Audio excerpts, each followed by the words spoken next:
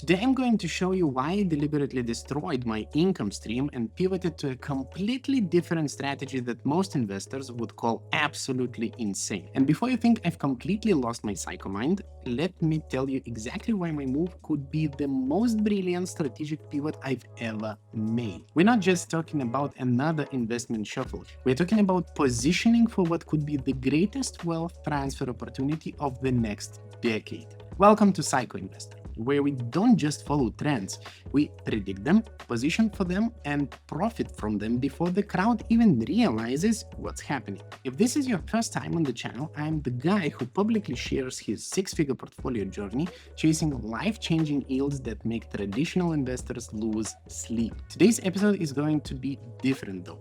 This isn't about finding the next 100% yield play. This is about recognizing when the entire game is about to change. For months, I've been preaching the gospel of income shares ETPs, SPYI and QQQI, boasting over 100% yields, were generating beautiful monthly distributions through their sophisticated option strategies. These weren't your typical covered call plays. These were engineered income machines targeting the S&P 500 and NASDAQ with yields that made dividend investors weep with envy. But here's the thing about being a truly psycho investor. You have to be willing to abandon what's working when you see something even better on the horizon. And what I'm seeing right now is in the macro environment has convinced me that Bitcoin is about to absolutely demolish traditional equity returns over the next 2 to 3 years. This episode is going to change everything you think you know about portfolio construction in 2025. We are going to dive deep into why I believe Bitcoin ETFs will outperform even our beloved high-yield strategies, how I sized this pivot, and most importantly, how you can position your own portfolio for what's coming. Let me start with something that's going to shock most investors. While everyone's celebrating the incredible run of US stocks, we are sitting on one of the most dangerous setups in the market history. US stocks are currently trading at 22 times forward earnings. That's not just expensive, that's record-breaking expensive. Meanwhile, the rest of the world is trading at just 13 times earnings. We are looking at 9-point multiple gap that's literally unprecedented in modern market history. But here's where it gets really interesting for us psycho investors. Morningstar, BlackRock, Vanguard, all the big players are forecasting absolutely terrible returns for US equities over the next decade. We're talking 3 to 6% annual returns. That's not just bad, that's catastrophic for anyone trying to build real wealth. Morningstar is projecting just 5.6% for US stocks versus 9.6% for international developed markets. BlackRock sees 6.2% for US versus 8% international. And these aren't crypto moon boys making predictions. These are the most optimistic institutions in finance telling you that US stocks are basically dead money for the next decade. Now let's talk about why this specifically affects our income strategies. SPYI and QQQI were brilliant plays when the underlying indices had momentum. But when you are selling cash-secured puts on assets that are fundamentally overvalued and heading for a lost decade, you are not generating income. You are slowly bleeding capital. Here's the brutal reality that nobody talks about with these ultra-high-yield strategies. Look at these charts. Both SPYI and QQQI have been in complete free fall since their peaks. We are talking about catastrophic price declines of 40 to 50%, while the underlying indices have been relatively stable but still volatile. SPYI peaked at over $10 in late 2024, and now it's trading around $5. SPYI peaked at over $10 in late 2024, and now it's trading around $5. QQQI hit highs near 10.3 and crashed to the same level. Despite those massive 200% distribution yields, investors are getting absolutely destroyed on total return basis. The dividend yield looks amazing until you realize you are losing twice that amount in capital depreciation. Think about it logically. If SPYI is generating 203% through options premium and QQQI is pushing 232%, but both funds are losing 40 to 50% of their net asset value, you're not generating income. You are watching your capital evaporate in real time. Those massive distribution yields are just a return of your own capital dressed up as income. But the valuation story is just the beginning. We are entering a completely new macro environment that favors hard assets over financial assets. Central banks are still dealing with inflation concerns, governments worldwide are running massive deficits, and the entire fiat currency systems is showing cracks that smart money is already positioning for. This is why I made the call. Not because SPYI and QQQI were bad investments, they are actually brilliant products, but because the underlying assets they are based on are setting up for one of the worst decades in the modern market history, well, I sold them. Now, let me tell you why I pivoted specifically into Bitcoin ETFs and why this could be the most important investment decision I make this decade. We are witnessing something that most investors are completely missing: the institutionalization, yeah, you can spell it like that, of Bitcoins is happening at warp speed. When I started talking about crypto exposure through ETFs, people thought I was just chasing yield. But what's happening now is fundamentally different. BlackRock's IBIT has accumulated over 40 billion in assets in less than a year. Think about that for a sec. The world's largest asset manager is essentially telling their institutional clients that Bitcoin is now a legitimate asset class. This isn't real FOMO. This is pension funds, sovereign wealth funds, and endowments starting to allocate. But the real story is what's happening at the corporate level. MicroStrategy started this trend, but now we are seeing companies adding Bitcoin to their treasury reserves. More importantly, we are seeing entire countries adopting Bitcoin as a legal tender. Here's what most people don't understand about this adoption curve. We are not in the late stages of Bitcoin adoption. We are in the early institutional phase. Retail got in during 2021. Institutions are getting in now. But sovereign wealth funds and central banks, that wave is just the beginning. And then we have the supply side of the equation, which is absolutely insane. There are only 21 million Bitcoins that will ever exist. Ever.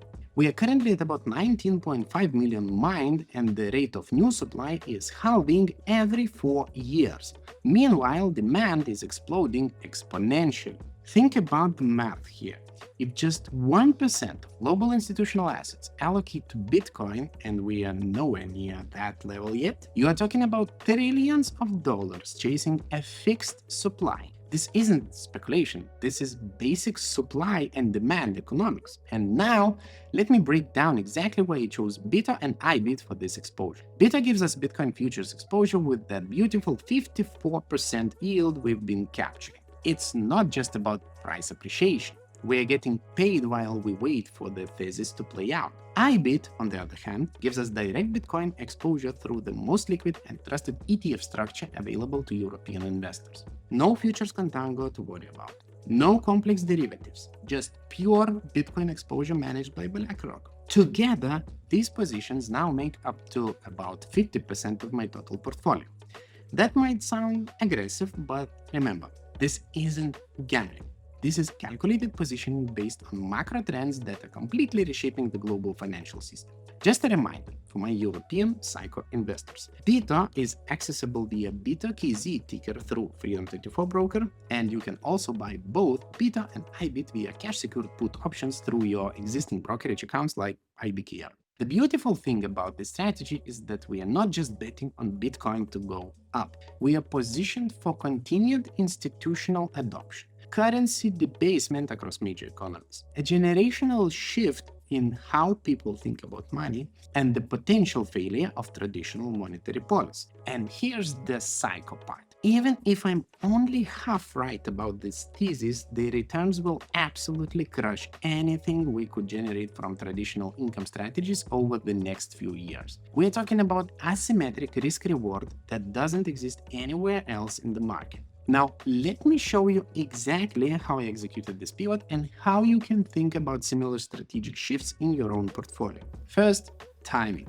I didn't just wake up one morning and dump everything. But when I saw the writing on the wall, SPYI and QQQI is sustained downtrends despite their massive yields, I acted decisively. The execution was surgical. I sold 260 shares of QQQI for nearly 1,350 euros. I sold 230 shares of SPYI for 1,423 euros. Then I bought 25 shares of IBIT at roughly 1,500 euros and also added 20 shares of BITO at around 460 euros. Also added some JPQ shares for my core position and long-term sustainable passive income. Total capital redeployed is only 2,000 from failing income strategies into Bitcoin ETFs with real upside potential. For BITO specifically, even though we are not getting those eye-popping 200% plus yields anymore, we are positioning for potential 100% capital appreciation over the next 2 to 3 years. I'd rather have a realistic shot at doubling my money than watch it slowly evaporate through unsustainable distribution schemes. But let's talk about risk management, because this is crucial. A 2,000 euro allocation to Bitcoin-related assets might seem conservative, but it represents a fundamental shift from yield chasing to capital appreciation focus. My rebalancing approach is disciplined but not mechanical. I'm not selling Bitcoin if it drops 20% in a week, that's just Tuesday in crypto markets. But if this position grows to over 80% of my portfolio due to appreciation, I'll trim back to maintain appropriate risk levels. Now, let me share what I'm watching for over the next 12 to 18 months that could validate or invalidate this thesis. First, institutional adoption metrics.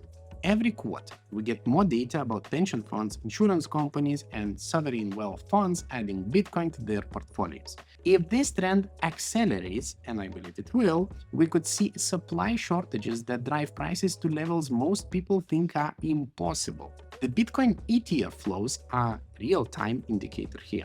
IBIT alone is seeing billions in inflows monthly. If that pace continues, we're looking at one of the fastest institutional adoption curves in financial history. Second, the regulatory environment. The US government's approach to Bitcoin and crypto regulation will be crucial. But here's what most people miss. Even negative regulation in one jurisdiction often drives adoption elsewhere. When China banned Bitcoin mining, it just moved to other countries and made the network more decentralized. The European Union's MiCA regulation actually provides more clarity for institutional adoption. Sometimes what looks like regulatory headwinds actually removes uncertainty and accelerates professional adoption. Third, the macro environment. I'm watching central bank policies, inflation data, and currency movements. If we see another round of aggressive monetary stimulus, which is likely given government debt levels, Bitcoin benefits as people seek alternative to depreciating fiat currencies. The Federal Reserve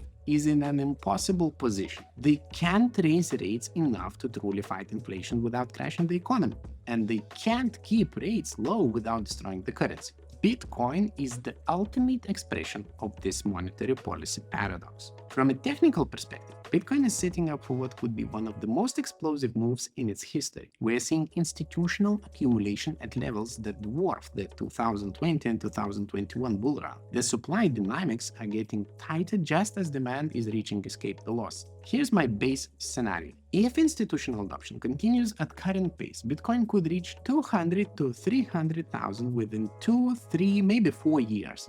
That might sound insane, but when you look at the supply and demand fundamentals, it's actually conservative. My bear case? Bitcoin trades sideways for the next year while institutional adoption builds, then explodes higher in 2026-2027. Even in this scenario, we are generating 54% yield from BITO while we wait. My exit strategy is performance-based and realistic. If Bitcoin reaches 150 to 200,000, I'll start taking profits on my BITO position. For IBIT, I am watching for 300 to 400% from current levels over the next 5 to 10 years. But I'm prepared to hold this position if Bitcoin consolidates and builds a base for next major move upward. I am also watching for signs that the thesis is breaking down. If institutional adoption stalls, if governments coordinate on restrictive regulation, or Bitcoin fails to break above previous highs, I'll pivot again.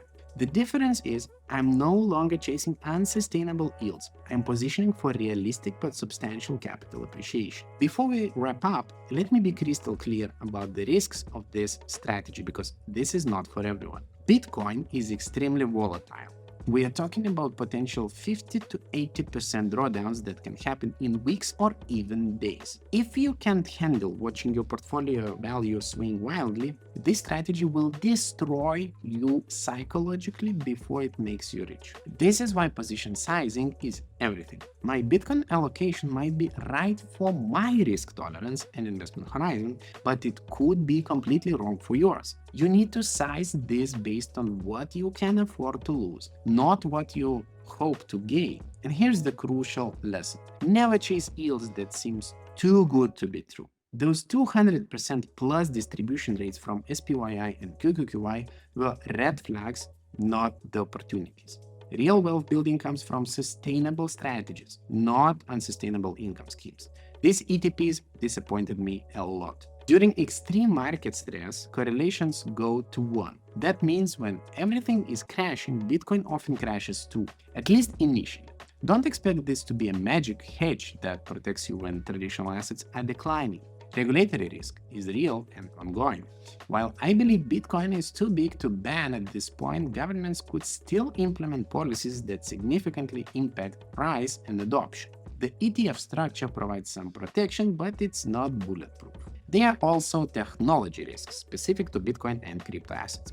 While the Bitcoin network has been remarkably robust for 15 years, it's still a relatively new technology operating in a complex global environment. So if you're considering a similar pivot, do it gradually and with proper risk management.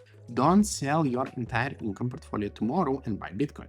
Build positions over time. Use dollar cost averaging and never invest more than you can afford to lose. This strategy works for me because I have a long investment horizon, high risk tolerance, and a diversified foundation portfolio that can handle this kind of aggressive positioning. Your situation might be completely different. Look, I know this episode is going to be controversial. Some of you are probably thinking I've completely lost my psycho mind. Others are already calculating how to implement similar strategies in your own portfolios. But here's what I want you to understand. This isn't about Bitcoin being the perfect investment. This is about recognizing when fundamental shifts are happening in the global financial system and positioning accordingly. We are living through what could be the most important monetary transition in human history. The old system of fiat currencies and government-controlled money is showing serious cracks. Meanwhile, a new system based on mathematical scarcity and decentralized network is being built in real time. I want to hear from you psychos in the comments.